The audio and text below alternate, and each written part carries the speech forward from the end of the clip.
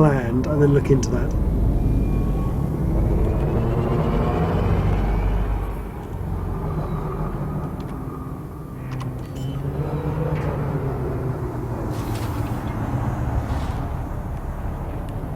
Landing gear deployed. Docking successful. Engines disengaged. So I can still see my stream going on. I'm watching the kind of Twitch stream.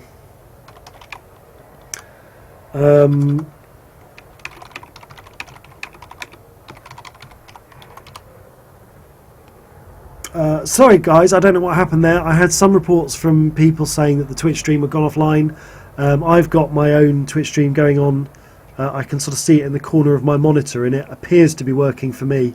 But apologies if you guys missed something there. That's strange. So I hope you guys didn't miss anything. Commander Bicky has joined me. He nose planted his anaconda into the side of Schneider Orbiter.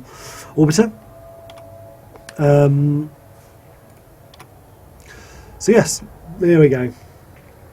So this is, well actually this is not the view that Thane would have seen, because as discussed previously, if we go back to what I was looking at previously,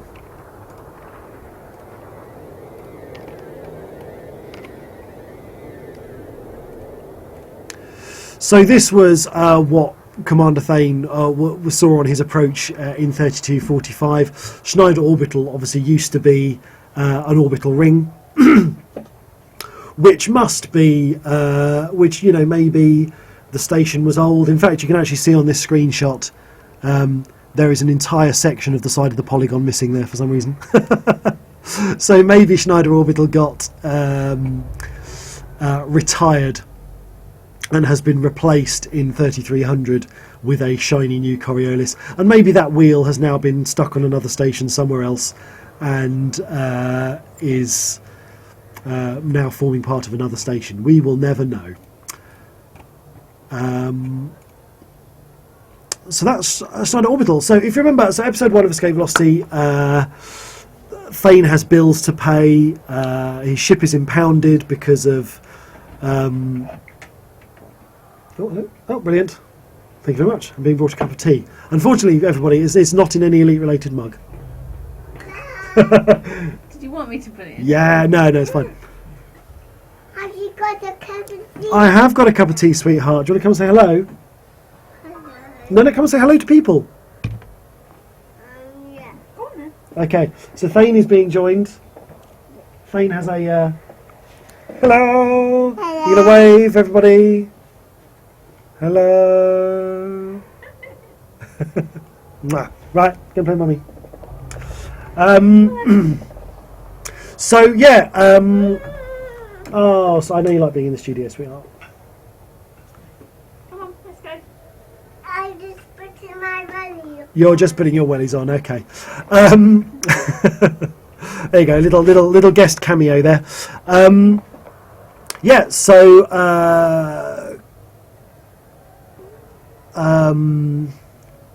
I've just seen a suggestion in chat, Thane and May having a baby. That's not happening. So yeah, Thane down on his luck. You know, his ship is destroyed from combat and smashed to pieces. And not only that, he's fined on his way into Schneider Orbital for accidentally firing his weapons because all his systems are going wrong. So his ship is impounded. He has no money,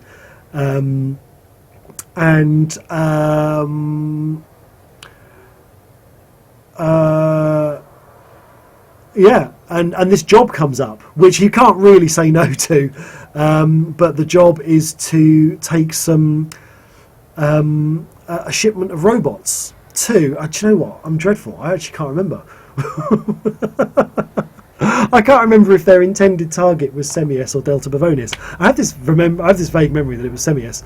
Perhaps someone who's listened to episode 1 will remember better than I did. I should really look it up because otherwise this tour is going to be stupid. I do know where we're meant to be going next, but so along the way,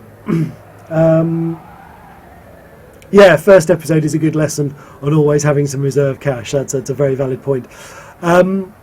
So along the way, Thane meets a young girl called May, who wants a ride. And Thane doesn't want to give her a ride because he's not really interested in company and he's not really interested in passengers. But May has decided that...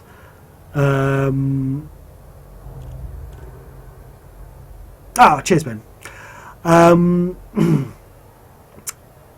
Let's see. 2 seconds.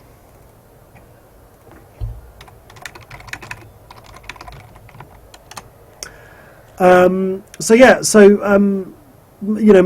wants a ride with Thane. She wants to get away from Schneider Orbital as quickly as possible. Thane doesn't want to take her.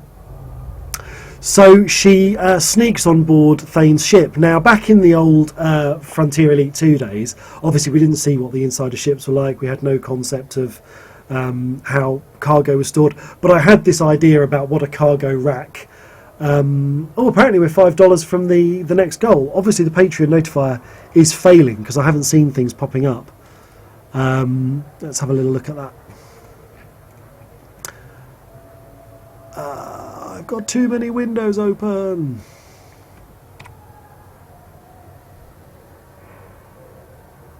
No, we're not $5 for the next goal. We are $45 for the next goal. So it's $540. If that text is a bit small. So I kind of had this concept of how the cargo in the back of ships work, and we'd already seen with Elite Dangerous, we've been talking about some of the concept of how cargo was stored in ships and how things were transported in kind of... Because everything in Elite has always been sold in, or previously in Frontier was sold in units of 1 ton, and that's kind of how it works in Elite Dangerous with your space. So the idea is that you have these 1 ton containers, and whether that's 1 ton of feathers or whether that's 1 ton of robots or whatever, that these things were kind of stored in sort of standard sizes. So the idea is that when May let me just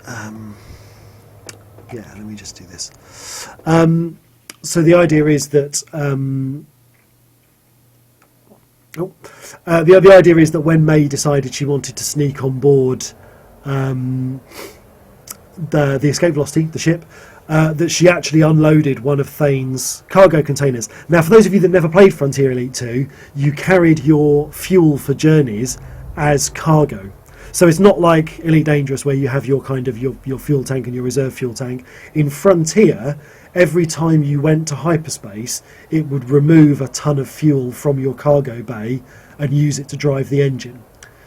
So this is a pretty significant thing. So Thane had obviously planned out his journey, and was effectively sabotaged by May. So this is where the first problems start to come in the story, and this is where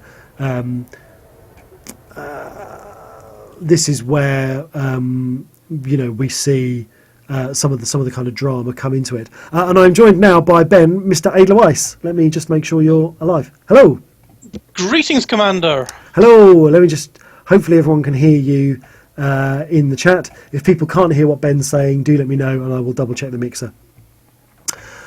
Someone saying in chat, why didn't Thane call the fuel rats? Sadly, there were no fuel rats in 3245. And particularly significantly, there was no multiplayer in Frontier Elite 2. And sadly, NPCs didn't have a habit of dropping hydrogen fuel for you.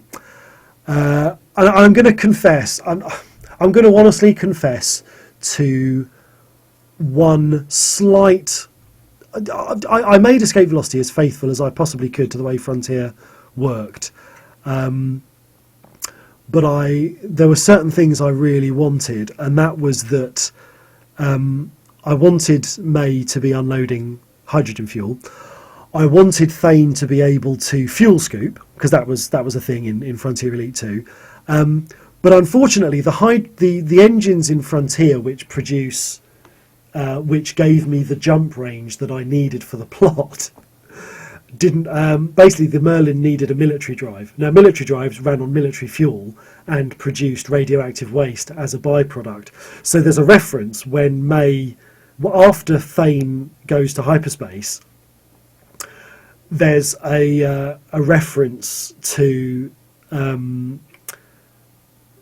May being standing next to this container that's kind of filling with radioactive waste, and that was a reference to the fact that the Merlin needed to have a military drive in order to make some of the journeys that were necessary in escape velocity.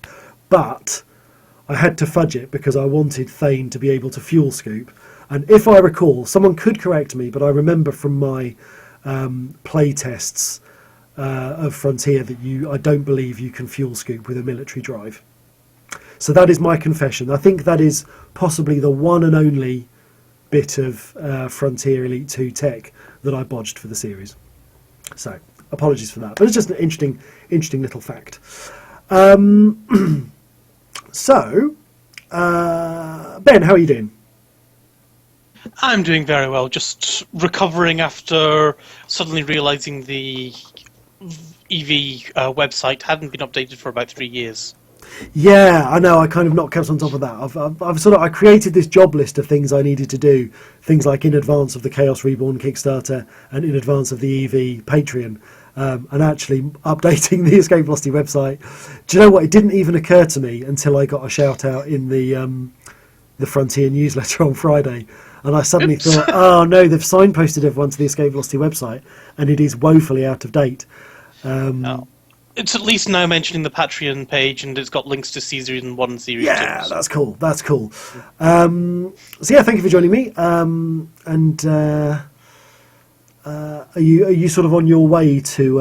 I am how far? One jump out, I believe, from cool. Delta Provonus.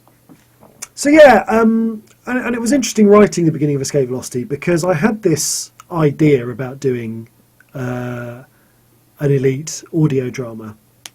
And I'd been talking about it on Lave Radio for a while, and we'd been doing some of the spoof adverts because I was rehearsing a play at the time at local amateur theatre, and so I was meeting with other actors quite regularly. And we'd done a few of the original spoof adverts for Lave Radio and for Elite, which had gone down really well. And actually, I knew I wanted to make audio drama, and I'd not actually done it at that point.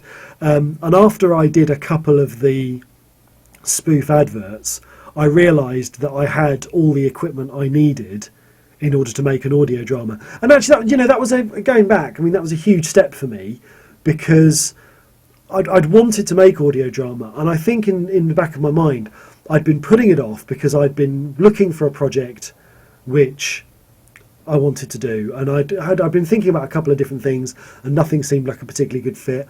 And there was also this part of me that was holding back because I didn't have any experience in making audio drama, even though I listen to a lot and have a lot of experience of listening to audio drama over the years. And I think I felt that I would, in order to make audio drama, that I would need some equipment that I didn't have.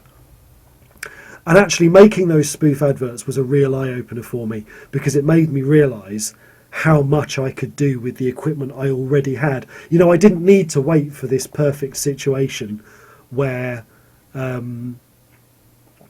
suddenly I would have this shiny, I've got the studio now and I've got loads of equipment, and that's absolutely fantastic, and that makes my job easier, and it means I can do stuff of higher quality. But actually, if anyone else out there is thinking of getting into audio drama or wanting to make their own stuff, you can do amazing things with some very limited equipment. And I would really recommend to people, don't put it off. Don't not do stuff because you think you need a whole load of stuff. You can produce very effective results with the stuff you kind of have at hand. And someone's asking in chat, my commander name is Elias Thane in Elite Dangerous. And do, yes, please support the Escape Velocity Patreon. That's one of the reasons we're here today, is to fund development of new episodes of Escape Velocity, and that is at patreon.com/Radio Theatre Workshop. And as an aside, another little shout out, I also have a Kickstarter running.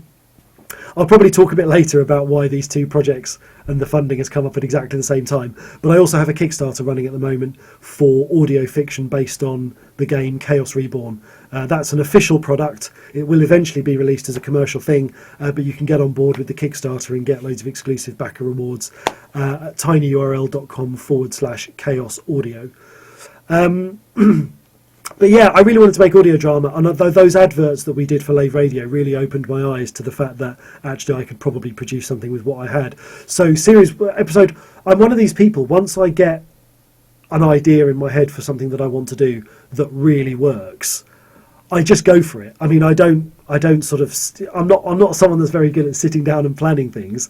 That's a very good point, Dave. Very, very good point. Let's add... No. Let me just pop this in here. What's a good place for that? Let's put that down there. Okay, so yeah. Sorry, I keep losing my thread. Yeah, I'm someone. I've got a question for you then, while you're losing your thread. Bicky's asking why is all the pledges in dollars, and is it possible for it to be done in pounds? Yeah, unfortunately not. I mean, I really assumed that Patreon would support me doing stuff in local currency, and I have. I mean, I might have done this wrong, but I have been all over Patreon, and I could not find an option to change the pledge levels to be in dollars. And I'd sort of searched on the web, and there was stuff to be in pounds. You mean? Sorry, to be in pounds, and it gave me a little bit. It gave me a little bit of pause because I had to sit down and work out because I'd worked out all my budget obviously in pounds, and I had to sit down and work out what my budget was in dollars, and I have to keep converting back and forth between them. So I had a panic yesterday because I'd budgeted the whole thing wrong because I'd worked out my dollars the wrong way around. So that's why it wasn't up very quickly yesterday, because I actually had to rewrite virtually the entire page. So we have to do the thing in dollars, unfortunately. Apologies for that. I would like it to be in pounds. But then, having said that, Escape Velocity has a lot of has a lot of supporters worldwide. I've discovered recently. I hadn't really realised. I think I just kind of assumed that a lot of my supporters were Brits and some of the guys from around Europe that we talked to, but actually we have a surprising amount of international support. So yeah, what I was saying was that once I get an idea in my head and it starts to really form into how I think this is going to work, I just kind of get on with it. I'm not very good at putting plans aside for another day and kind of plotting stuff out. So I literally said to a bunch of actors, hey guys, can we get together next week and record this audio drama? And that week, leading up to the recording, I just wrote the first episode, got myself into a huge amount of narrative debt, because I think that's a great fun way of writing. I'm a great believer in building up narrative debt and then working out how to pay it off. So episode 1 was written like that. When I released the first episode of Escape Velocity onto the forums, people really liked it. And they liked it so much I realised I needed to get on with carrying on making it. So I couldn't... There was some reason a lot of people were busy. I think there were a few actors that I struggled to get hold of. But the second episode of Escape Velocity almost wrote itself. So let's launch and I'll talk a bit about that. Although, so at 3 o'clock, hopefully, although he hasn't actually replied to my message yet, hopefully at 3 o'clock I'm going to be joined by Julian Gollop, and we are going to spend a little bit of time talking about and streaming Chaos Reborn. So hopefully that will not cause too much unhappiness. I can't hear my game Commander anymore. Winner's not in the stream today. Yeah. For some bizarre reason, I can't hear my game anymore.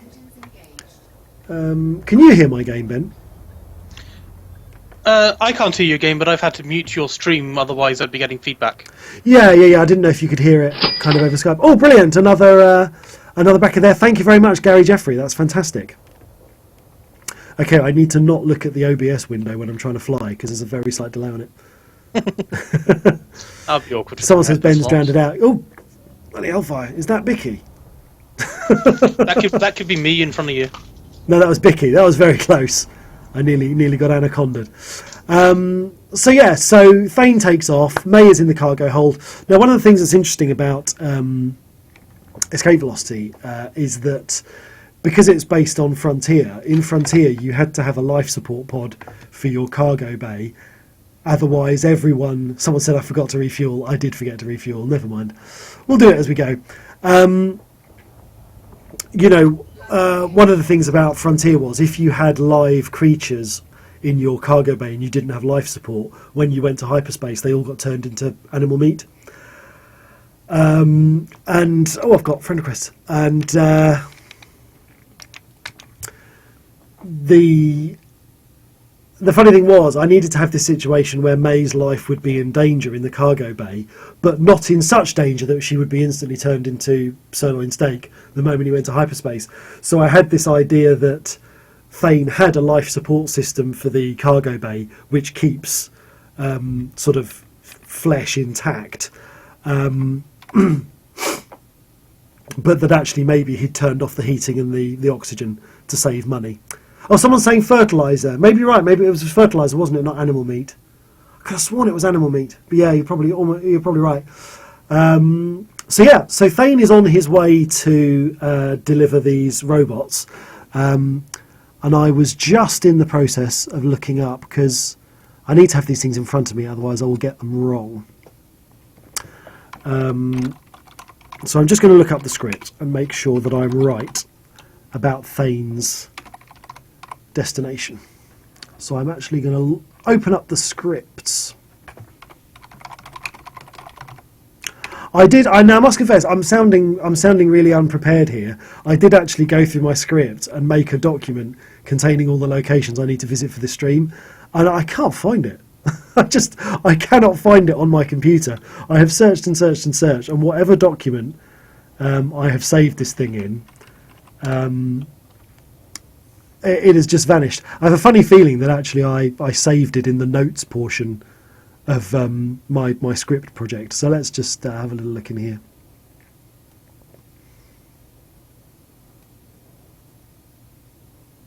Is it that? Oh my god, everything's opened.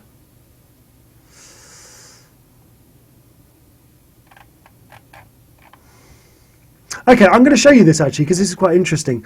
So if I just switch over to here, so this was a document that I created specifically for Escape Velocity, and it's basically this was my research into what Thane's ship would be capable of doing. So I knew that I knew that I had certain I knew that I had certain jump ranges we needed to be able to make. I knew certain things that we needed. So we needed cargo bay life support. That took a ton off your ship. I wanted a 5 megawatt pulse laser because I wanted Thane to be able to defend himself. We obviously needed the fuel scoop and the cargo scoop converter. Cargo scoop converter became very important later in the story. We needed atmospheric shielding. Oh, thank you very much, Ian McNeil. Fantastic. So $506.50 towards our next milestone. So actually, if we hit that milestone anytime soon, I'm going to have to go back to my budget and work out what the next tier is, which I think is CD. Is probably CD rewards. So that'd be really interesting. Oh, and Sparrow Black is saying in chat, I also backed Chaos. Yeah, one of the things I really want to do. There's loads of people who have pledged to support the Patreon for Escape Velocity and backed the Kickstarter for Chaos Reborn. I'm going to come up with a special kind of... I haven't thought about what it is yet, but there is going to be some way that you guys who are fans of both series are going to kind of get like an additional thing for being kind of supporters of the whole thing. And that's not to do down anyone that only likes one or the other. I can appreciate that not everyone on the Escape Velocity thing, Elite Dangerous thing, likes it when we get talking about Chaos Reborn. But just as an extra thank you for those guys who are supporting everything we're doing. So yeah, the ECM was kind of important because I wanted to have originally that drama around not being able to evade certain kinds of missiles or being able to evade other kinds of missiles. Obviously, we needed the scanner. I worked out how much space fuel would take up for the jumps that Thane would need to do, and also still be able to carry some cargo.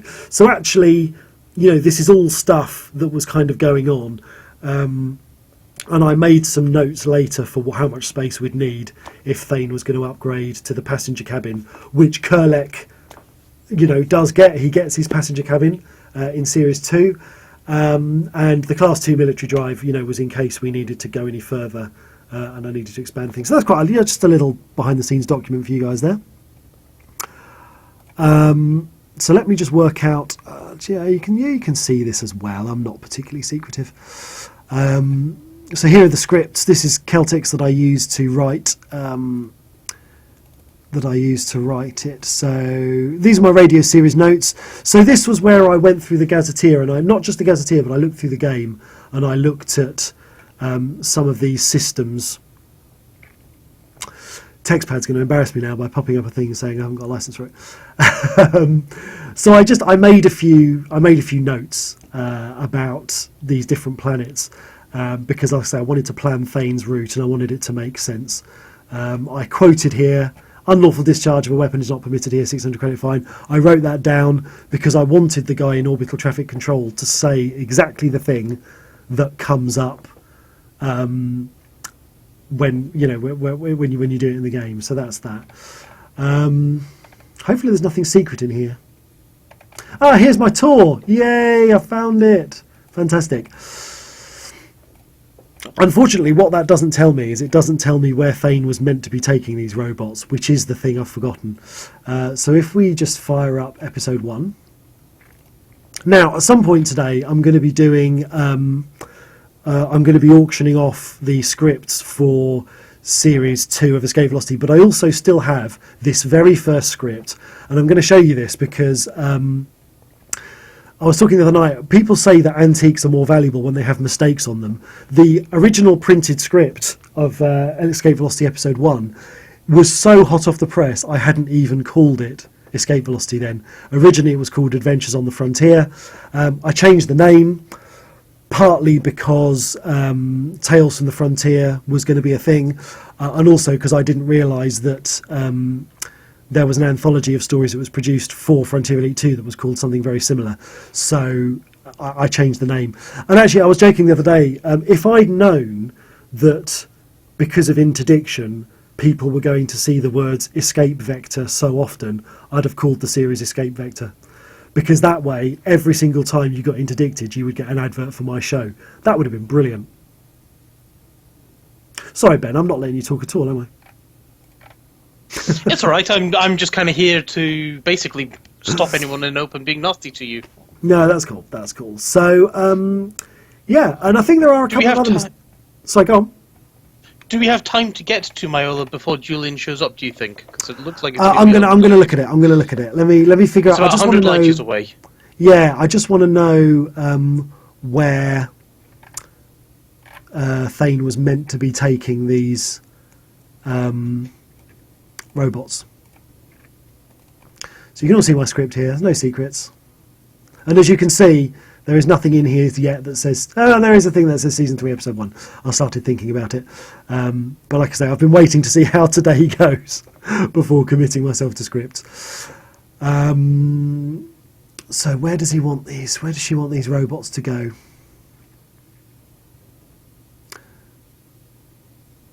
Semi-S. It was... I thought it was Semi-S. Something like that. So yeah, so Thane was meant to be taking these robots to Semi-S. Now at the time, the best way to jump in Frontier between Delta Pavonis and Semi-S was to go through a system called Myola. And I think this is where we are going to see the first of our tour problems come in. So let's head to our galaxy map and let's see if we can find Myola. Yeah. By the way, goal! What? 540. Oh, fantastic! Oh, brilliant! There it is. Fantastic. Thank you very much, Snoz. Brilliant. That has taken us up to and well over the physical rewards milestone, which is fantastic. And what that means is, at some point, although I'm going to need to do it during this stream, I'm going to, or it might actually be just adding on to one of the pledge tiers that's already there. I'm going to be creating a pledge tier, which basically, if you support that tier for a whole 6 episodes, you will be sent a USB stick with Escape Velocity art front and back, and it will contain those 6 episodes that you backed. Yes, please. the USB cards have been fantastically popular on the Chaos Reborn Kickstarter, and I just really thought that people would like them. So at some point over the course of today, I'm going to need to leave you guys watching something, and I'm going to have to go and type into a thing. So that's absolutely fantastic. Thank you. You guys have so surpassed my expectations for where we'd get to today. I really thought that today would just be a kind of start, and that I would be continuing to try and pimp escape velocity and find backers, for the next however many weeks. So it is. I can't express to you guys how chuffed I am. Sorry, I'm kind of reacting to this in quite a cool way, but I can't explain to you guys how excited I am to know that we actually have everything we need to just go ahead and continue escape velocity now in a really comfortable way. And my actors don't just have to work for tea and biscuits, which is brilliant. And it frees me up to work on stuff that is, because it was really heartbreaking to me when I wasn't able to kind of get escape velocity agreed with Frontier as a commercial project, because it just meant I had to prioritise other things. And this just means that this completely gives me resources now to be able to do this. And I'm so grateful to each and every one of you.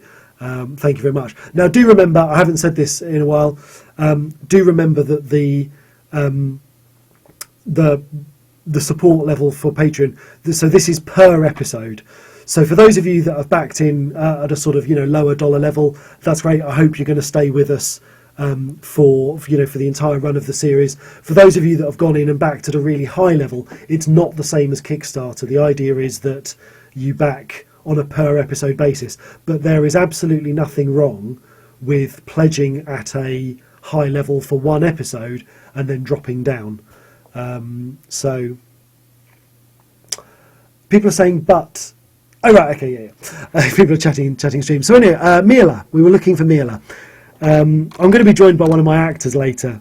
We had loads of fun getting actors to say Mila, because one of the actors who's coming on later kept referring it as Myola, and that's what I was calling it. Sorry. No, and that's fine. Do you know what? I'm not like a pronunciation Nazi or anything, but What, you there in your Cobra? Yeah, my Cobra. The thing is, because I'm really good friends with this person and I know what she's like, there was this one particular line where she said something like, but Thane's in Myola, and I'm like, it just sounds like Thane's in Myola. And it's like, no, we can't call it Myola, because that's like an unintended joke every 5 minutes. And even though some aspects of Escape Velocity are a bit tongue-in-cheek, I'm not going as far as kind of Uranus-style jokes. So I really didn't want this place to be called Myola, so we had to keep... And every single take we did, she said Myola. She said Myola. And you can hear me in the background going, Myola. So that's a little bit of behind the scenes stuff. So I'm going to just show you, I think we are, because it is 10 to 3. Oh, fantastic. Thank you very much, Spencer. That's another patron coming in there. Someone's saying in chat, if we do get to Cumberbatch, we should do an episode with Penguin. Yeah, because there's a funny video online of Benedict Cumberbatch being unable to say penguin. So Mila, I can't seem to scroll this map. Why can't I scroll around? Have I broken Elite? I thought you could scroll this view. Maybe you can't. Let's pick one that's in the middle then. Ah, balls to you. I'll just zoom out. So the thing about Mila is, in Frontier Elite Dangerous, Mila was an empty system. So the idea is that when Thane jumps to Mila and discovers that he is out of fuel, he is in real trouble, because there is nowhere that he can land and buy more hydrogen fuel. Sorry, my second monitor was about to go off. The idea was that Thane would be in this system that was a completely dark system. There were, well, not dark system, but there was a binary star, a binary pair of stars, but there was nothing else. So imagine my slight surprise. Oh, someone's saying hold both mouse buttons down to move the map. You are quite right. That's brilliant. So one of the things about Mila that was really interesting from a plot point of view is that once Thane got there and ran out of fuel, his only option was to fuel scoop. And that was what I wanted. That was what I wanted for the drama, and that was why one of the reasons why I chose Mila as a route for Thane to get to Semius. Because actually, racking my brains now, I think there is another system between Delta Pavonis and Semius, which is more direct. And I think there were going to be plot reasons, or there were plot reasons why Thane chose to fly in a circumvent route and avoid it. There was some reason why he didn't want to go to that system, and that he deliberately chose to come out to Mila because it was quiet. I have no idea, but wasn't he trying to lay low? He was trying to lay low. He's aware of all this being dodgy, and yeah, he's not wanting to go the obvious route. No, absolutely. What's interesting now is that in Elite Dangerous, Mila is actually quite a populous system. So thankfully, it's still a binary. Are you looking at it as well, Ben? I have done. Yeah. I thought it was quite appropriate there's a hospital there. Yeah, and I was a little bit dumbfounded because obviously Alan wrote Lave Revolution, and there's a scene in Lave Revolution where the characters go to Mila, and I remember thinking, because I hadn't seen the game, and obviously Alan had been working with Frontier on various planets and maps and things, and there was a scene in the book where these characters go to Mila and go to a space station, and I was sitting there thinking, there's no space station to Mila. And of course, as soon as the game comes out, you look at it, and now Mila has all these planetary bodies in it. So I'm going to assume we're going to say this now. We're going to say this now as a thing, that back in 3245, the Mila system had not been fully explored. So the map that Thane was using to explore the system did not show him the other planetary bodies and the space station that's there. Is that fair? That seems legit to me. I mean, yeah. I don't I have to hold my hand up and say I did not play a lot of Frontier and things like that back in the day. So no, I think different people. How was it for planets and things like that? Because I know Pioneer and things has planets certainly around Sol and places, but Frontier had planetary landing. I know it had planetary landing, but did it have as many planets and things like that, and as many bodies as Escape Velocity does, as Elite Dangerous does? I think it had a lot. Oh, thank you very much. I had another Patreon supporter come in. Thanks very much, Doug Heisenberch. Someone's in chat saying his scanner would have picked them up. Nah. That is true actually, because the scanner in the ships in Frontier was capable of picking up ships in the solar system that were as small as like 10 to 20 tons. So it's entirely possible he should have known about it. But let's just. That's the kind of fiction. That's the kind of fiction thing going on. So I'm really hoping. I've not heard hide nor hair of Julian yet today. It was a while ago that I asked him to come on. He may have forgotten. I'll just shoot him over a message. So let's see if let's start flying to Mila, and I may have to kind of drop out in a system, quit out of Elite Dangerous, and we'll talk Chaos for a bit. But if we don't get Julian, I might put off looking at Chaos till later. So we are heading to Epsilon Indy now. That's the other thing as well, is that obviously, so Mila's 10 jumps. Mila is a little bit more than the 2 jumps away from Delta Pavonis than it was in Frontier. And actually, I think it must be because the jump ranges aren't actually that different. I mean, in terms of, like in Frontier, I think Mila was something like 8 light years from Delta Pavonis. And that's a lot more than 8 light years.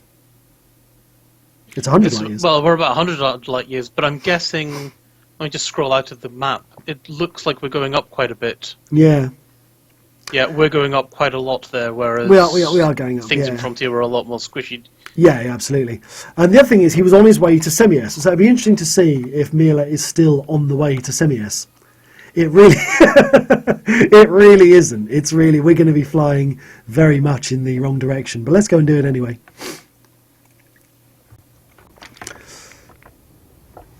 Oh, I still haven't figured out where my game sounds have gone to.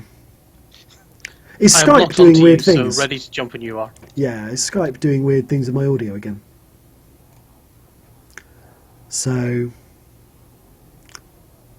it's really weird. Skype might be. Is this thing where there's this thing somewhere, isn't there, where Skype lowers the rest of your audio while you're talking? Does anyone know where that is? Or is it a Windows setting? Is it not a Skype thing at all? I think it's a Skype thing. Ah, man.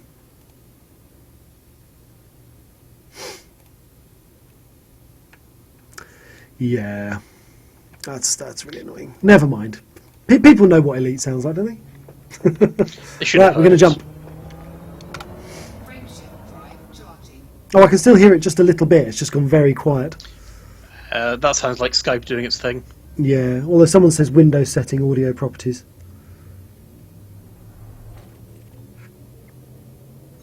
Okay, so we're heading to Epsilon Indy. We're just going to jump through some of these systems here.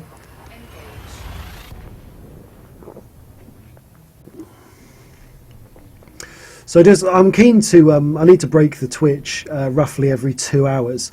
I'm trying to work out where it shows how long I've been up for. Oh dear, no, don't mouse away from Elite while you're... God, the number of times I do that. Fuel scoop disengaged. Oh, we're going through Sol. Yay! Yeah, it's just dawned on me. Maybe I should have gotten some fuel limpets for you. I should check my route. Running out of fuel. Yeah, no, I should check my route, didn't I, just to make sure that I'm going through refuelable stars. Well, I'll refuel the next one. Frameshift drive charging.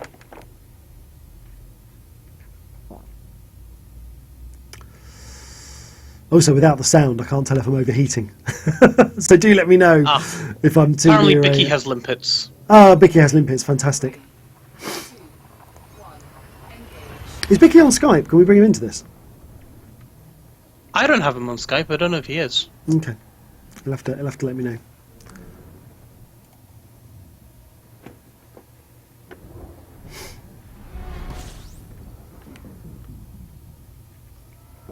Yeah, so my two big hopes for today, one is that my internet doesn't go down, and the other is that Frontier's servers don't go down. Oh, I was going to refuel, wasn't I? Because we're looking a little bit desperate. Well, you should be able to refuel at Sol. Yeah. Fuel scooping. Oh, am I a bit close?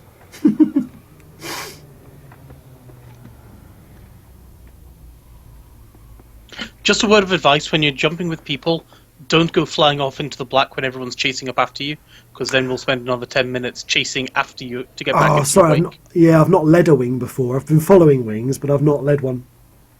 So when you get to the sun, just stop there and wait for everyone to catch up. Otherwise, we'll be chasing after you to jump again. Yeah. Just going to try and... picking up heat here. Just need to jump out to a... Just need to fly out to a distance that I'm not going to sit and burn while I refuel. Is that stable? Is that... Oh, it's still going up. Critical. It's very frustrating.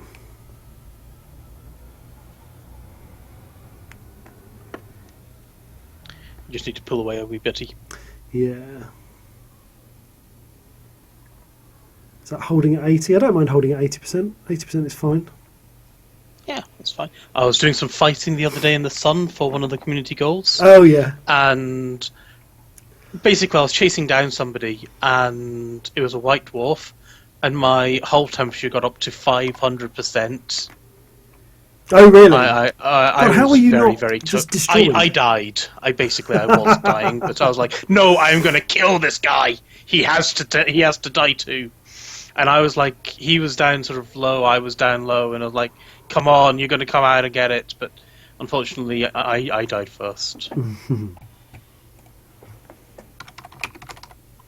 I seem to be flying through a plasma event to catch up with you. Cool. Very pretty.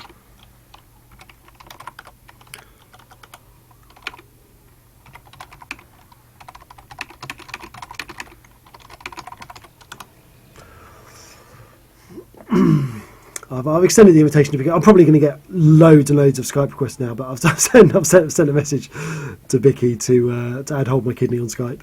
So that, because I feel a bit bad that he's kind of following this wing, but he's doing it blind. Hopefully he doesn't have a terrible voice for radio. Do you know what? Speaking of which, do you know what I've forgotten Bicky to is do since I Spencer. started? You know that, don't you? Oh no, I didn't know that. No, so Bicky is the very nice gentleman who gave me a lift from home to LaveCon last year. Ah, okay. Oh, I didn't realise he was Spencer. No, so that is who Bicky is. So now you know, and you may remember what he sounds like. I don't, but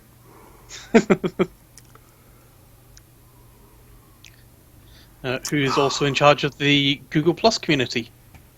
oh yeah, cool. I'm not getting any response from Julian. This is not a good sign. Yeah, Julian's forgotten. Maybe. Things happen. It was a couple of weeks ago I asked him, so it might have just not gone in his diary or something. It always seems to take a long time to refuel. That's probably enough. Is that enough? What kind of fuel scoop do you have? I've got the next one up. It's not the basic one, because the one I started out with could only do like 12 units per second, whereas this one goes up to like 42. So it is. It is. I'm only sitting at 31, so that I can just sit here and not overheat. Yeah. I can actually, I can take it up. I can take it up further to like there. But Yeah, but you it's don't like want to cook 42. yourself But either it just while you're means I doing start. It means I refuel a lot quicker. But it just means that now, when I start getting up to 80%, I'm going to need to pull away and jump. Well, not jump straight away, but you know what I'm saying. It's just useful for when I'm refueling and I don't actually want to look at the screen. Oh, I know. I'm exactly the same. I'll try and get myself to a position where I'm just able to sit and hold at that location Yeah. and not cook myself. No, absolutely. But I am tempted if you've got... I'm tempted because I can obviously gobble fuel very quickly in my Conda. I can maybe go and get some limpets so we can just drop out and fire some to you. That's weird. According to this, I'm locked onto my next destination. Mm-hmm. Oh, is it the other side of the sun? Oh, it's over there. Okay. I'll tell you what, Sol is having some fairly major solar activity going on. Look at that. It's very pretty, isn't it? It's very stormy today. Yes, I wouldn't want to be needing any radio reception or anything like that today. Yeah. So it's it's really interesting, and it's weird the way the map has moved around, because actually, my memory of playing with Frontier Elite 2 was that Sol was definitely nowhere near Delta Pavonis. Was definitely not one jump away. I think it was a good 4 jumps via, I think, Barnard Star, the start location, Ross 154, whatever it was. Spencer sent me a contact request. Here we go. So let's. Hang on. I'm doing the same thing. For some reason, whenever I'm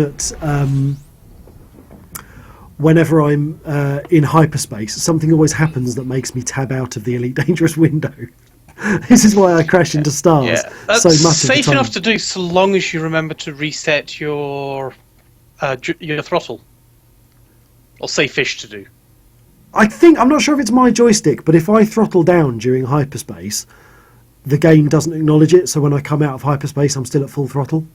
Okay, no, mine does. Okay, I don't know if it's just because I'm using an old Microsoft Sidewinder Pro. Look, ancient joystick, still works after 15 years. This Thrustmaster's an old joystick now. I mean, I remember I had one very similar to this, basically back in the 2002, 2003.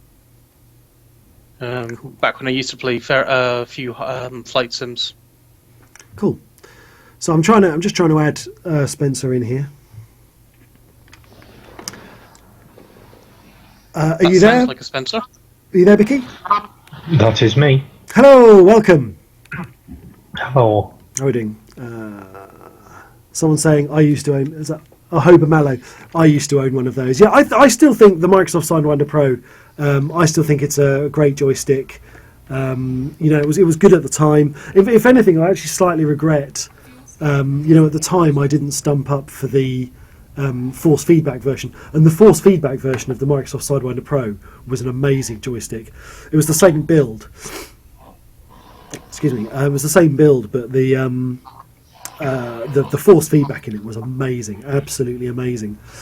And someone's saying, yeah, Stephen Usher works fine with the Microsoft force feedback too. Yeah, I mean, David was talking on the Q&A the other day. Are you guys ready to jump?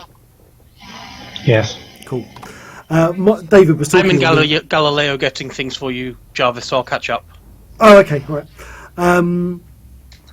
David was saying on the Q&A, people were asking about whether Elite will support force feedback, and I remember from playing X-Wing Alliance using.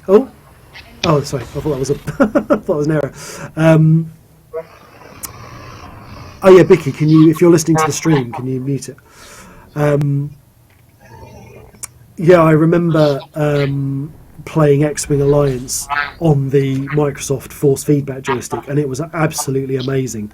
And if Elite could do force feedback that's anything like that, I think I might actually have to go and get myself another force feedback joystick, because it was just incredible. I've talked previously, people think I was joking, but the first time I played X-Wing Alliance, I got broadsided by an entire squadron of TIE fighters, and the motor actually wrenched the flight stick out of my hand. The force feedback was that severe on it. It was brilliant.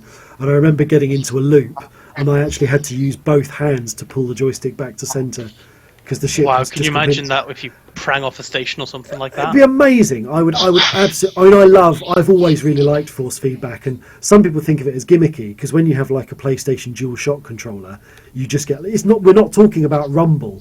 We're talking about the stick of the joystick actually giving you the feel of responsiveness of the vehicle that you're controlling, and that would be amazing. I mean, things like SRVs. One of the things I've always liked about force feedback steering wheels is you can, if you play something like Colin McRae Rally with a really good steering wheel, you can feel how much traction you've got with the road. If you go into a skid, you can feel it, because the steering wheel goes completely friction free. Whereas when you've got a really good bite with the road, you can feel the dirt rumbling under the wheel, and that's what you need in a good force feedback system. So we're coming up to a system here called Between. You ready to go, Bicky? I'm ready. Awesome. So someone was asking in chat, why hold my kidney? I have to explain this story once every. It seems like once every couple of months. One of these days, I think what I should do is I should put a video of me explaining it up on YouTube, and then it can just be there. Oh, I'm not lined up. At the risk of plugging the Escape Velocity website, there is a cast and crew page. Yeah, I'm going to do that page. Honestly, I promise. Stephen Ash was saying if only could have force feedback hot ass. Considering how premium the hot ass joystick is, it amazes me that it doesn't have good force feedback function. Vicky, you're really echoing something over. I don't know what it is. Are you, Vicky, in Skype, have you got adaptive volume set? Right. I have disabled all of the volume controls now. Oh, okay. Sorry, because sometimes when people aren't talking on Skype, it makes their mic really loud. That's fine now. I'll mute my phone as well then. Oh, it could be that. Excuse me. So yeah, what were we saying? I held my kidney. So the whole hold my kidney thing, it goes back to when I went to university and I signed up for my first Hotmail account. I needed a Hotmail that no one else would have, and I tried Chris Jarvis and they were taken. I tried Christopher Jarvis, that was taken. Are you with me for a jump, Vicky? Yeah. Awesome. And so I signed up basically for Hold My Kidney, and since then whenever I've needed to sign up for a forum or a game character or anything like that, I've always just used Hold My Kidney, because surprisingly enough, it doesn't really exist anywhere else. Although weirdly, do you know what's weird? Do you know sometimes you get targeted by spam email that's just sending email to random recipients? Hold My Kidney still gets those emails because I got one time where the recipient list was like, hold my kidney, hold my hand, hold my heart, hold my foot. And I thought, okay, this is obviously a pattern that they're trying to, and I understand hold my hand or hold my heart, but what person that's writing like an email bot is going to say, hold my kidney? That's a thing. That's a thing. Maybe they're doing organ transplants or something, and hold that kidney. Maybe. So, and that doesn't kind of answer where it came from, but the thing is, so when I was growing up, me and my brother used to have running jokes, and actually I was watching a Red Dwarf episode the other night that I remembered where the hold my kidney thing came from, because I think in the episode Sirens there's this thing about how this person's written like an SOS on the ground with their own organs, and one of them says, oh look, he's used his kidney as a full stop, and he says, oh, I don't think he used it, I think it just plopped out. So me and my brother were having this kind of joke about when characters die in movies, they always have these really dramatic last lines. So things like Sam Neill in Hunt for Red October, the last thing he says before he pops it is, I always wanted to see Montana. And we were joking about how this is this fantastic last line, and how everyone should have a kind of famous last word prepared. And we were kind of saying that it'd be dreadful if you came up with something really profound, like, I just wanted one more sunset, and then the last thing you kind of say as your organs fall out is, hold my kidney. And that was the gag. And we were also playing a lot of the game Gloom on the Amiga. We were talking about Gloom the other day. And one of the things about Gloom was that when this was a Doom clone on the Amiga, and whenever you destroyed enemies, they would explode in a shower of internal organs. So again, we were joking about this hold my kidney thing. So it was just when I went to university and I needed like a unique name for an email address, it was just this thing that was in my head at that time, and I just signed up for it, and I continue to use it. And it's occasionally slightly embarrassing. Like I'll go into a bank and I'll ask for my contact details, and I'll give them the email address of hold my kidney, and it's always a slightly weird moment. Yeah, right, I'm lucky that I've been able to get Ben Woodward for pretty much everything. Yeah. And Moss Woodward's even more rare, so that wasn't exactly very difficult either. Yeah, there's a few Chris Jarvises about. As we're discovering with the Patreon, let me just put out a little reminder to people that if you're intending to back the Escape Velocity Patreon, do not back the Patreon that is at URL that is at the Escape Velocity Patreon, or you can if you want. I'm sure they're lovely people, but we are at patreon.com /Radio Theatre Workshop, because there is already an Escape Velocity podcast on Patreon which is seeking backers, and there is also already a Chris Jarvis. So let me just pick up this exploration data while I'm here. 11 new astronomical objects. Do you know what? I think I am not going to fly around and discover them all. I don't have a particularly good discovery scanner. I've still got the basic one. So whilst we're talking about name origins, why Radio Theatre Workshop then? Okay. Let me just say everyone can see this is my current ratings on Elite. There's the hand in Elite pointing them out for you. I'm afraid because I'm not using Oculus Rift, I can't get any closer to that. But as you can see, I'm getting my way there with some of them. I don't do a lot of combat, so that's part of the issue. Radio Theatre Workshop. Okay, so I wanted a name through which to make my audio dramas, and I guess I'd been a fan of a number of things over the years. And I wanted a name that was kind of distinctive, that felt snappy, but I didn't want it to feel like one of these like really kind of over-engineered aspirational company names. Like I could have called myself Excelsior or something like that, like Excelsior Drama Productions. I sort of felt like I wanted something that was authentic and fairly straightforward. I've locked onto that star, haven't I? And I'm just flying around it in circles. Brilliant. Flying completely the wrong direction. So I wanted something which was, sort of explained what it did. And I've listened to a lot of audio drama and stuff growing up. And I think do you need help, Vicky? No, I'll be fine. Okay.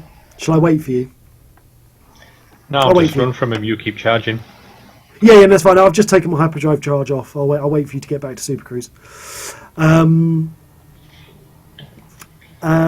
Yeah, and I'd been a fan growing up of the work of the. I've actually forgotten the name of them now because I'm so used to using my own. The BBC Radiophonic Workshop. So the BBC Radiophonic Workshop was a group at the BBC that specialised in electronic music and sound effects. So anyone who's ever watched Doctor Who before, the old Doctor Who before it came back, BBC Radiophonic Workshop did all the sound effects and music for Doctor Who. They did things like Hitchhiker's Guide to the Galaxy. They did things like Survivors, Blake 7, all this kind of stuff. And I was always a huge fan of the Radiophonic Workshop, and I was so used to hearing their name in audio credits. I kind of wanted something that had. I didn't want to rip off their name, but I wanted something that had a similar kind of meter to it. And I just came up with this idea of calling myself the Radio Theatre Workshop, because radio theatre is kind of an old-fashioned way of talking about audio drama. And so I kind of amalgamated the two, and I thought, calling myself, the idea of saying Escape Velocity is a Radio Theatre Workshop production had a kind of ring to it that sounded new, but sounded instantly familiar, and that was why I kind of settled on it. Otherwise, I'd have ended up being called Hold My Kidney Productions or something like that, which would have just been weird. Someone suggesting Foundation audio drama. You can have that one. That's great. I'm a big fan of Foundation as well. Are you with me, Bicky? Are we ready to jump? Yes, I'm ready. Awesome. Ship drive charging. Sellers are saying it might be nice to Bicky if you stop flying away from him. Is that a thing? If I'm flying away from you at full throttle, does it stop you being? Yes, you'll never catch up. Oh, okay. Obviously, the wings I've flown in before have obviously been. I don't know. I've obviously been lucky. Maybe that's why I keep losing people in wings. How are we doing? Oh, I can't see. Of course I can't.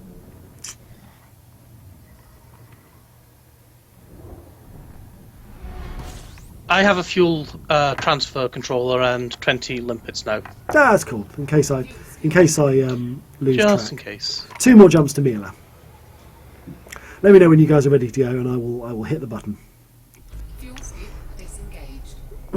So yeah, right. You have to be proximity of each other. So what range do we have to be to each other in order to jump successfully? Is there a set range? Is it like 1,000 light seconds or something? I have to admit, I'm Depends not on entirely gravity. sure what. It depends on It gravity, depends doesn't on it? Okay. Yeah, it depends on the gravity well of the planet or star. Oh, okay. Okay. Basically, you want to be within your blue. You want a blue box around the person rather than a red one. Oh, okay. Didn't know that. So that's up in your wing What, thing. up on my target which- thing at the top of the screen? Yeah. I think it's the thing. I mean, I was talking to Zach earlier about the problem. The problems that I personally have with wings. I think because it's been so twitchy, I've not really. I really like wing play when it works. I think it's absolutely fantastic. But I think because it's been so unreliable, I've never wanted to kind of base a lot of my gameplay on it because I just find it's been quite nice today. That's because you like hiding under a rock, Chris. You know it. I do. I play in solo, a surprising amount. But I am going to.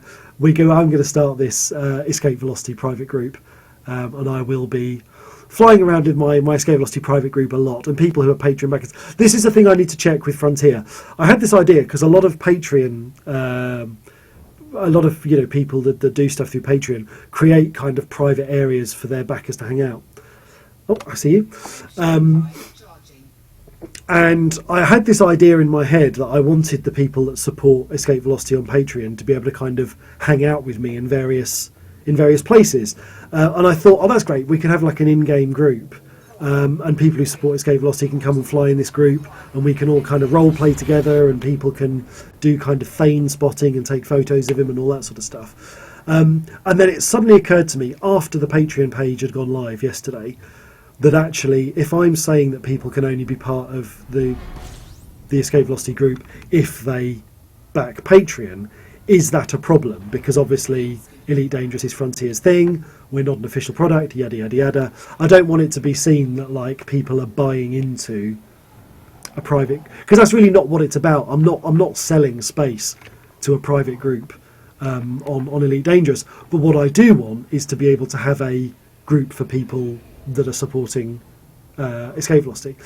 So it's one of these kind of weird things of kind of terminology, and I've run it back through Zach, and he needs to go and check with Frontier, and we need to check whether or not Frontier are happy with the idea of having a private group in Elite Dangerous for people that are Patreon supporters.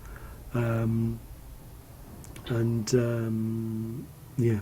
Someone's asking, can we get Elite to put in the base on the mining moon from the series? Yeah, we're going to come to that as part of the tour. We're going to get to Thane's homeworld, and we'll see what's there. There'll be some interesting things, I think, that come out of that.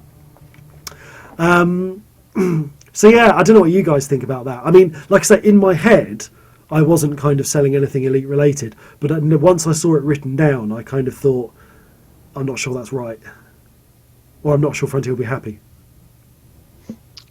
I know where you're coming from, but I can see where Frontier might be like, hang on a second. Yeah, but if I for example, if I said that for my Patreon backers that like once a fortnight or whatever, I was going to do like a Google Hangout, and people would be invited to the Google Hangout and come and chat and kind of, those sorts of things, no one would have a problem with that, because it's obvious that I'm not selling Google Hangout as a thing. I'm using Google Hangout as a place to kind of spend some time so with. instead of, you're not selling access to the Elias Thane group, you're selling access to Elias Thane hanging outside of wherever they're currently filming this week. That's what I mean. That's what I mean. I'm talking about using. Elite Dangerous as a place to kind of meet up and have a private space, and obviously a private group is the way to do that. But it's all about terminology. I mean, theoretically, I suppose Google could turn around and say, well, you shouldn't use Google Hangout as a thing to promise to your backers, but I don't think they'd do that, and people do it all the time. So it's. Are you in Sapphire Sector C01D91 now? Yes. Possibly.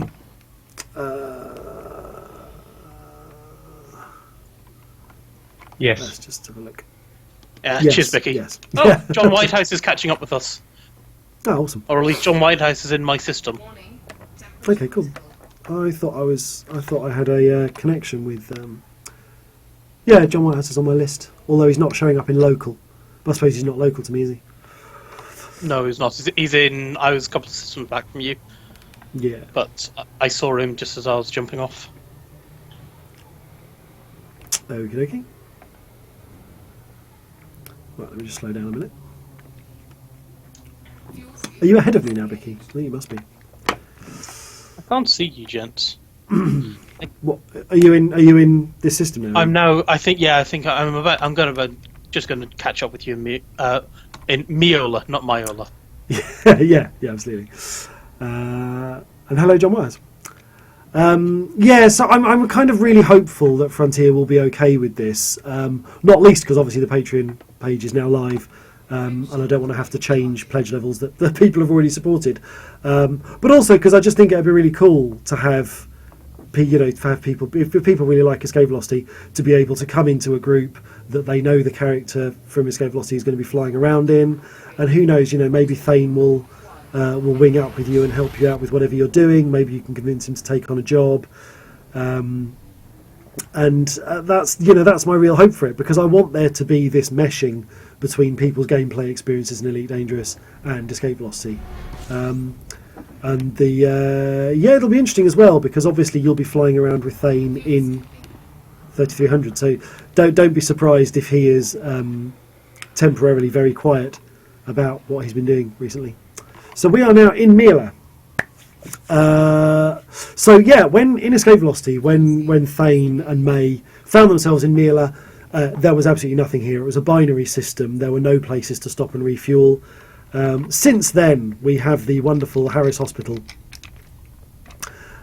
which I'm gonna head to just to go and visit it. And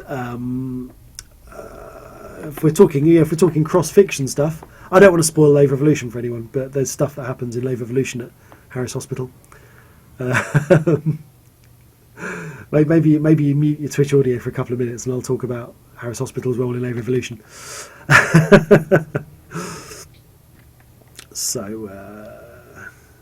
Oh dear, I'm in danger of doing a loop of shame. I'm going to to avoid the loop of shame, I'm going to do a tactical loop of deceleration. Now, Which is a little I trick like I've doing learnt. tactical loops of decelerations. Yeah, They're very handy. I've discovered that if you find you're coming in, I don't know if anyone else has found this, but if you find you're coming in slightly too hot on a Super Cruise target in Elite Dangerous, if you point your nose down until the little blue dot goes hollow,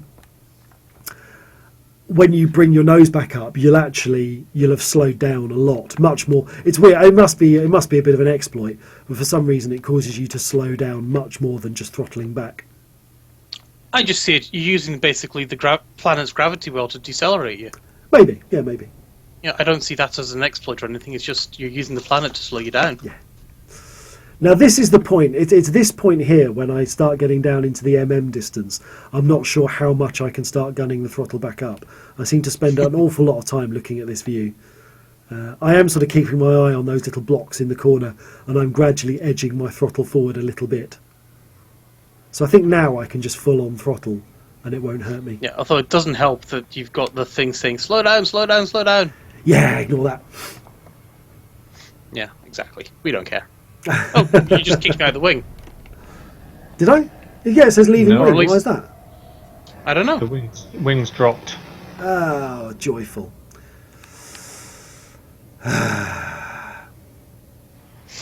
Where's Zach when you need him, eh? Yeah. Hopefully this will all be going back to Frontier Devs, and they'll say, "Oh yeah, look, his wing dropped out." So this is Harris Hospital, which is another sort of classic Coriolis. Some nice, cool blue lights on it.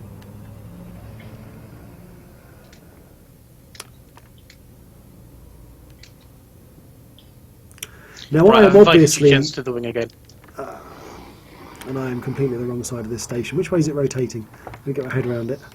So is that anti-clockwise? That's If you anti-clockwise.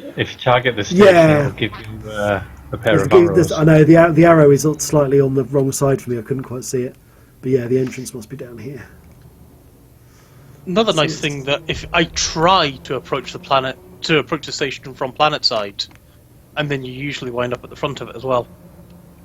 Yeah, it annoys me when I get caught up in the planet's gravity well, and it slows down my approach. So I always tend to be approaching from the outside of the orbit. Mm. I need to remember to request Docking with 29. Didn't I get 29 earlier? Is that just my number for today?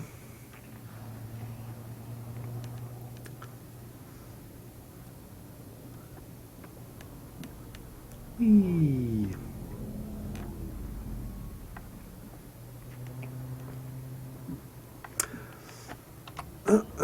Undercarriage, right? So, yeah. So if anyone's listening and wants to kind of join us, the next place we're going to be heading to is going to be Semiess, at CEMIESS, and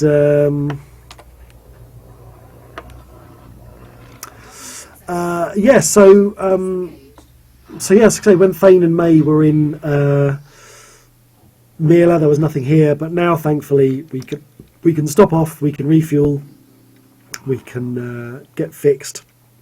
Of course, I've got much more money than Thane would ever have. That's where the role playing falls down. Of course, I think Thane is sort of permanently down on his luck. I don't know if I needed to do that, but is this bug? This thing that you just always have a 10 credit thing to pay? Oh, never mind. Yeah, that annoys the OCD in me. I was just thinking because when I first took off from Lave Station, because I was scraping along the bottom of the station for such a long time, I didn't know if it was part of that.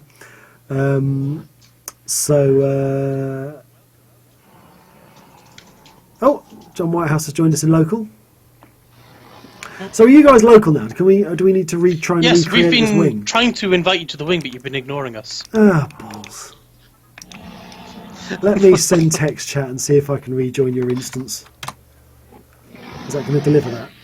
Did you see that, Vicky? Has that text come up? I've seen it. Okay, so let's see if I can get back into the wing. Can you invite me? Am I the only one that's missing?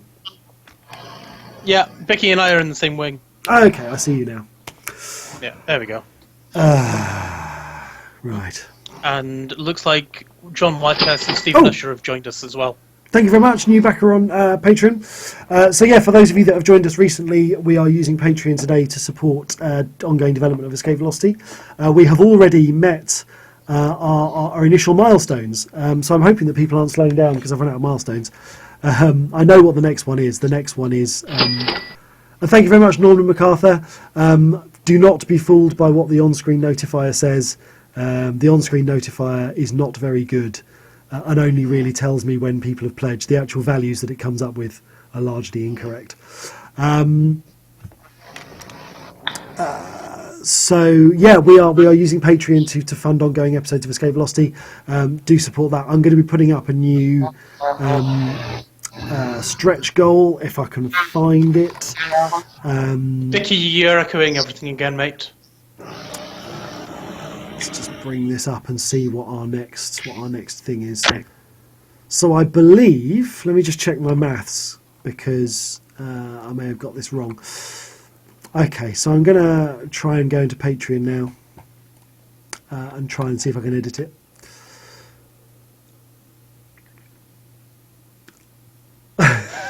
Dave Hughes is saying he pledged $5 billion, but it only came up as $10.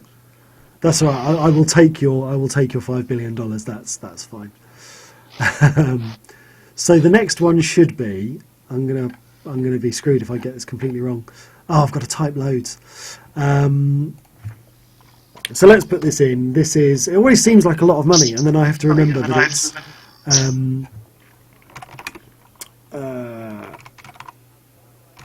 Let me get this wrong. So I'm hoping. I really don't like doing stuff on the fly because I'm worried I'm going to do stuff that's like a mistake. Thank you very much, Richard Walker. That's fantastic. So.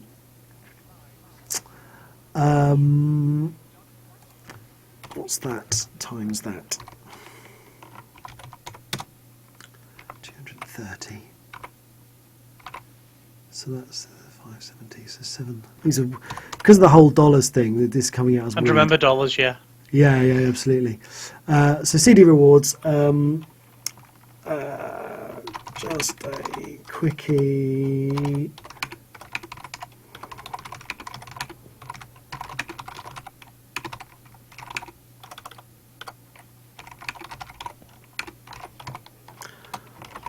So I think this is an excellent moment to say how awesome the Elite Dangerous community is. That the fact that, I think I got the feeling that before the start of the show, you thought you were going to be lucky to, you were hoping that by the end of the 12 hours, you might be at the first milestone. Yeah, absolutely. And here we are, not even 3.5 hours in, and you're having to add in more milestones. I know, it's absolutely fantastic. They're so great.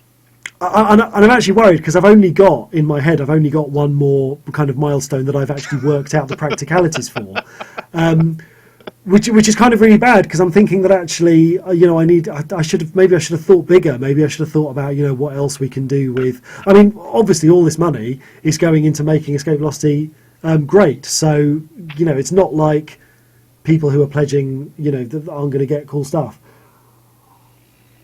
I think I've always kind of said though, I don't want, I don't like asking people for money. I never like asking people for money, which is one of the reasons it's taken me so long to do my own Kickstarter and Patreon.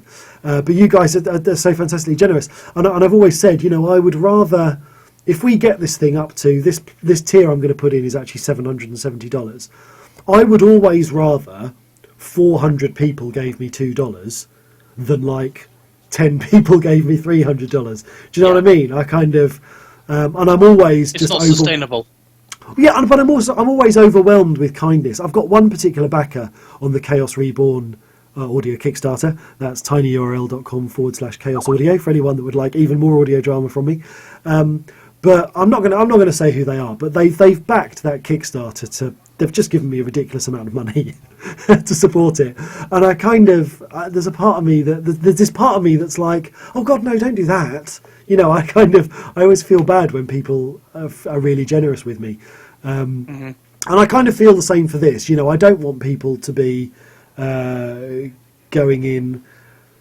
Would a pledge goal to increase the pay for the actors be an acceptable idea? Yeah, I mean, that's the thing. I do want long term with Escape Velocity. I do want to be paying these guys more. And not only do I want to be paying these guys more, I want to have enough of a pool to be able to hire in guest actors. You know, people that I don't know, actors that I have auditioned or recruited from their things. We've also got silly things like, didn't you say that the actress who plays May is away studying somewhere now? Oh, getting more echoing from you, Vicky. Yeah, I think that's Vicky again. Yeah, I mean, she's away at university, so I mean, at the moment we have to kind of at the moment we'll be kind of waiting for her to come down for university holidays in order to record with her.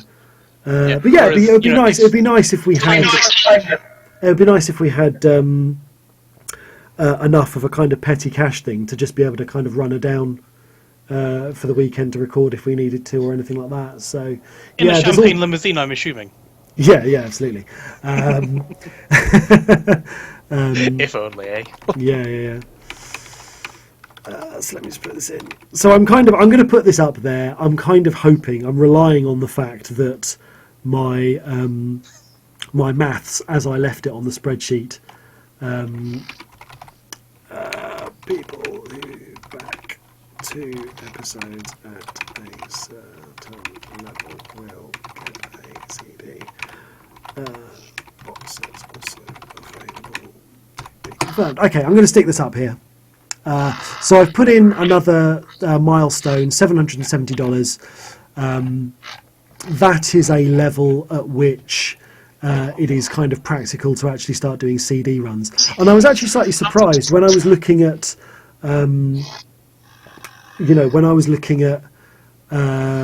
the kind of doing physical rewards for this. I've always kind of thought of like CD rewards as being like a really cheap thing and the USB ones as being quite expensive. And in some respects they are. But I think the reason I've ended up being able to put the USB one up first, partly because the USB stuff has proved to be more popular on the Chaos Kickstarter, but also partly because the CDs, because a CD will only hold 2 episodes, we actually have to produce more CDs than the USB stick. Like a USB stick, we could fit loads of episodes on a USB stick, and I've only kind of said, well, it's going to be every 6 episodes, because that seems like a good frequency at which to... Oh, cheers, Vicky. Thanks so much for joining us. That's going to be a good number of times in which to send out those kind of rewards. Whereas obviously CDs, what I'm going to be doing, if you look at that, is I'm going to be doing CDs for people every other episode. So that's kind of a cool, that's a really good kind of regular reward that people who back the series can get. And actually I'll be really pleased if we can get to that 770 milestone before we do episode 1, because I had this worry in the back of my mind that we weren't going to get to CD rewards before we'd actually already done episodes, so that in my mind there was always going to be these CDs we never got to producing. So the thing that's really cool... A silly question then, Chris. Yeah. Do you think it's fair to say that you'll still be doing series again? So there might be, say, 6 episodes in the series. I think, I was talking about this earlier. To me, it makes sense because Escape Velocity is going to be ongoing. I'm not just going to do another 6-episode run and disappear for another 2 years like I've had to previously. This ongoing support means we can just kind of continue making it. But in terms of writing and releasing, there are advantages to looking at things in terms of season arcs, and 6 episodes is quite a nice, neat thing. And as I mentioned earlier, I'm going to be recording 3 episodes at a time with actors. which is where I'm kind of really hoping that we won't release one episode and then all the Patreon backers will disappear, because I'll be recording 3 episodes at a time. But so it makes sense, it makes sense to me to record that amount. And in terms of writing, I'll be kind of writing to sort of plan for studio recording sessions. So it makes sense to me to say, well, we'll do 6 episodes, and then we'll call that a season arc.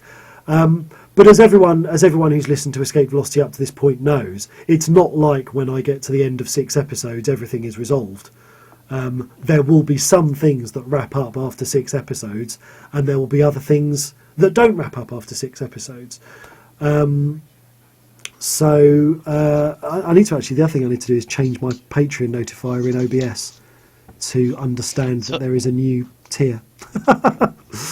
Assuming that this works, I might be about to break it horribly. So I'm guessing with the USB sticks, it's going to be one season or series or whatever, 1 season per USB stick or something like that, I'm guessing. Yeah, so there'll be like 6 episodes on a USB stick, which actually is horribly wasteful, because I could probably get you're talking about like a 2 gig USB stick, and even at really high quality, an episode of Escape Velocity is going to be like 90 meg or something. Yeah, I mean, you could be nice, and for like basically no money extra, you can do an 8 gig one as well. Yeah, I mean, if people just want then them for at least you've additional got an 8 gig storage, stick, and you just shove other things onto it, can't you? Absolutely.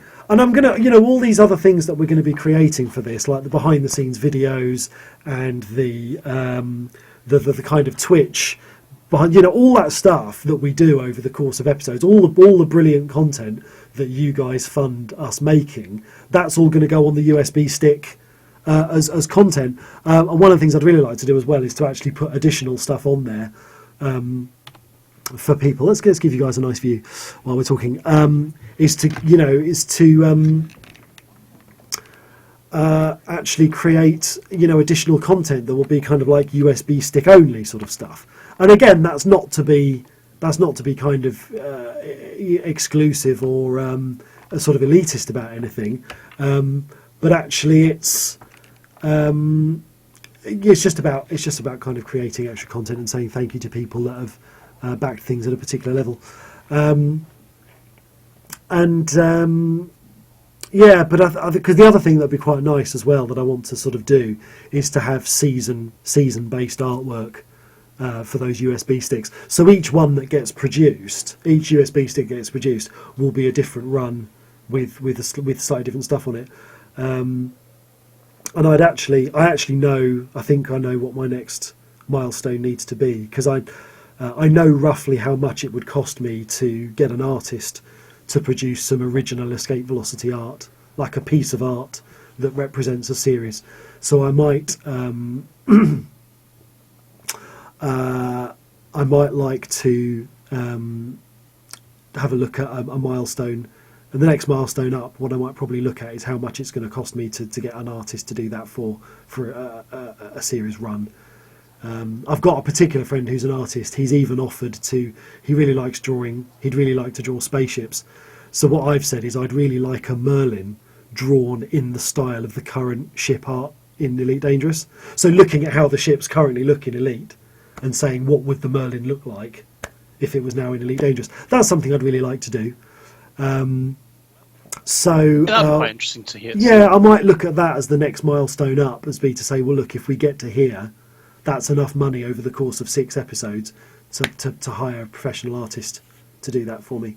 Or it might be. I mean, the thing is, the Elite Dangerous community are absolutely fabulous, and I never like asking people to work for free. I'm a great believer in, if you're good at something and someone wants you to produce something, I think people should get paid for that. But I know Elite Dangerous people like to do stuff all the time, so potentially somebody else would want to do that anyway. But I am a great believer in paying people for their time. At some point, Alan's going to pop up and say, is it have you included in that any budget for music? Oh yeah, poor Alan never seems to get the recognition he deserves. No, I want to pay Alan for his time, but that's a discussion. That's another discussion for another time. Yes. And yeah, so anyway, where are we? It's 4:45. I can't remember on my schedule what I had lined up for 4:00. We seem to have missed Julian. I don't know. Although if it's coming up on an even hour, I probably need to break the stream and go for another break. Let's see. We're off to Senius next, aren't we? We are going to Semius next. Absolutely. So 4:00, and we're meant to be being joined by Escape Velocity actor Liam Macaulay. So I should probably... Liam Macaulay plays? Dallas in Okay. Escape Velocity, and in the Lave Revolution audio drama, which I really hope you guys get to hear one of these days. Unfortunately, due to matters beyond my control, production on the Lave Revolution audio drama is on hold. I really hope you guys get to hear it one of these days, because I think it's really good. And Liam Macaulay is in that, and he is in that as the lead character, Pietro Devanda. So let me send him a message. Just check that he's ready for 4:00. Hopefully, I'm not going to be left in the lurch. Tour. What's that? Yeah. Hopefully, I'm not going to be left in the lurch by tour. all my guests today.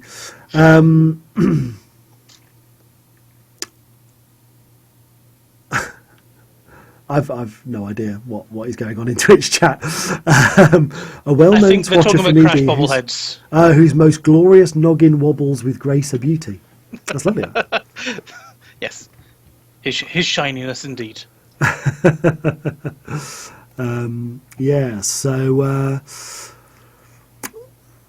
where have we got to? I'm gonna. Do you know what? I need a break, so I'm going to. Oh no, it's too early for me to break the stream. I need to wait and do it nearer 2:00. Yeah, I'm hoping. What else that, happened then in Myola?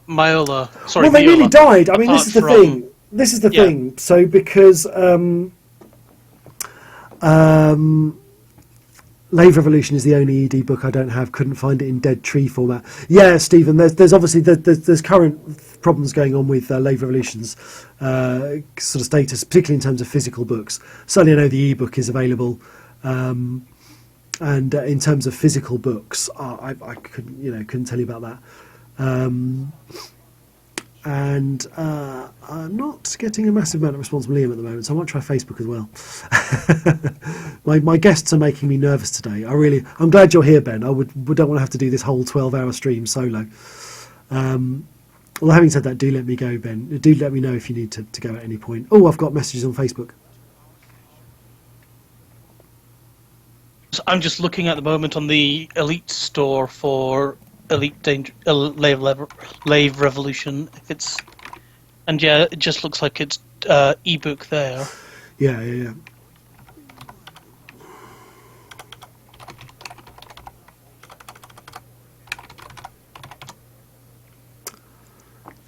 So okay, so how did they nearly die then? I'm trying to And remember. obviously, we're scooping from the sun. They were escaped. They were trying to fuel scoop, and I think the agents had sent so one of the things that was set up in episode 1 is that there were these mysterious agents that were watching what was going on, and when the Escape Velocity launches, they send someone after the ship to bring it down. I mean, do we actually find out who these guys are? I have to admit, it's been that long since I've listened to Escape Velocity even. Yeah, I want to avoid spoilers. People, just in case I haven't heard it. But yeah, suffice it to say that so there are these mysterious agents that are following the ship around. They initially send killers after the ship to bring it down, but due to developments that happen later, they then decide that maybe a kill instruction isn't what is the most appropriate response to the situation. But suffice it to say, so Thane is trying to refuel in Mila, and then they pick up this ship that is trying to destroy them. And Doesn't he fire? Yeah. Yeah. Correct story. I know that. I'm just. Yeah. It spoils So- something that was released 3 years ago. Yeah, that's right. So yeah, my surprise would no, I don't listen to my own stuff an awful lot. It's a bit, it's always a bit weird. I do enjoy it though, but so the idea is that Thane has this cargo hold, and because of the stuff we discussed earlier about how in Frontier, the military drive produces. It's sort of. I always imagined it that the military fuel is taken out of the container, and it is replaced with the radioactive waste from the engine. So the idea is that in Thane's hold, he's got this container of radioactive waste, and he comes up with this brilliant plan. This ship is right on his tail, so he sends May down to the cargo bay and says, when the guy is right behind us, I want you to jettison that container of radioactive waste. And the idea is that this ship just gets blasted with a box like a ton of radioactive waste, and that just wipes them out. So that's what happens. And then the big cliffhanger at the end of episode 2. Mute for the next 30 seconds if you don't want to hear what happens. The idea is that Thane is carrying this precious cargo of prototype robots that they have made it under no uncertain terms he should not lose, that his life depends on it, and May accidentally jettisons the cargo of robots instead of the box of radioactive waste. So that is where we get to at the end of episode 2, and that's the kind of that then became the driving force for the rest of series 1. The idea is that Thane was meant to deliver these robots as if his life depended on it, and he's now lost them. Yeah. So Thane is now thinking he'd got 2 boxes of robots in the cargo hold. He's got 1 box left. He's thinking, these people are going to kill me if I don't deliver these robots. But he remembers that there is a tech bootlegger. So he remembers that there is someone who is known. It's not just. I think the thing I was trying to set up is that this guy isn't. This guy isn't a one-off. The idea is that in the same way that you have currently now, you have people breaking. I've forgotten the word because I've been saying Patreon all day. Patents. There have been people breaking patents all the time. And the idea is that a piece of technology comes out, and there are these people who look at the technology and they work out how to remake it in an unbranded way and kind of sell unbranded goods on the black market. So Thane comes up with this brilliant plan that he might be able to save his ass if he finds one of these people who can look at the one he's currently got and maybe make like a duplicate. And this is Thane's plan. So let's take off and Have you looked at the map before you take off? I would have a look at the map, and it's subtly different to how it was in Frontier, I'm guessing. yeah, it is. So we're going to have a look at Semi-S. And as I say, this is the other funny thing. I mean, Semi-S in Frontier terms, when I was doing this map from Frontier Elite 2, Semi-S was the next system away. And we've now got a 200 light year jump to make. So I am definitely going to be on the lookout for refuelable stars on my way. Well, as I said, I've got 20 limpets, so we can just drop out and give you some as well. If it takes too long, I'll drop onto this system here, Atagat, which sounds like it's named after a DNA helix or something. We'll drop in there. That looks like I can refuel at it. It's Federation high-tech refinery. It's also interesting to me to see how the powers have shifted. So, I've always been very clear that escape velocity is sort of, certainly season 1 was set very much in the worlds between Federation and Imperial space. But I don't know that that's necessarily... Oh, God. I don't know that that's necessarily still true. So it looks to me like we're going to be flying through all kinds of powers. Federation's down there in blue. We're up here in green. I don't know my colours. Edmund Marn. Okay, so we're in Imperial space at the moment. Mila is currently Imperial. So it looks like this does still form a sort of border between Imperial and Federation space. This red stuff, is it red or orange? Can I have anyone no read idea. the power play? I'm not really a massive person on power play. I can't see what No, colour that's meant that to looks be. like Zach Hudson, maybe. I can't see what colour that's meant to be. Let me click on a system that's within it, and we'll know. It'll be able to see, because I don't know if it's just my eyes or my monitor, but I can't tell the difference between the red and the orange. So we're going to be flying through. So this system here, so that's got to be Felicia Winters. No, sorry, that's got to be, who did I just say? Zachary Hudson. That's got to be red then. Edwin Mahan. But that's green, that area you're in. No, this one here, Atagat. Atagat is exploited by... Oh, God. Although Stephen is saying that the power play stuff doesn't map onto the powers anymore. Does it not? Oh, well, that's really throwing me. Ow. You're right. Do you know what? We'll find out when we get there. And I have once again... I seem to be being failed by my 4 o'clock guest. I'm going to take a break. I'm going to try and ring him. And we'll see what happens when we come back. I'm going to leave you with some more music by the lovely Alan Stroud. And I will see you in a few minutes.